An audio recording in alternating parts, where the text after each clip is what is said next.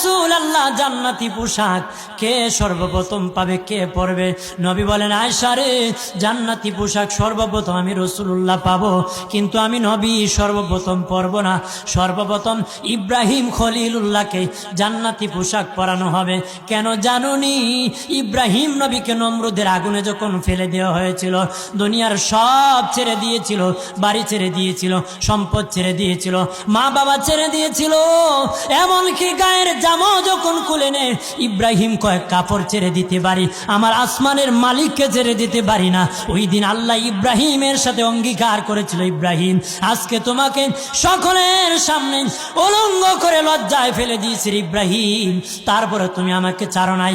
আমি কিয়ামতের দিন সকলের সামনে মুসলমান, বেঈমান, কাফের, নাস্তিক যারা তোমাকে উলঙ্গ করেছিল, তাদের সামনে আমি আল্লাহ আনুষ্ঠানিকভাবে তোমাকে কাপড় পরায়া দিব।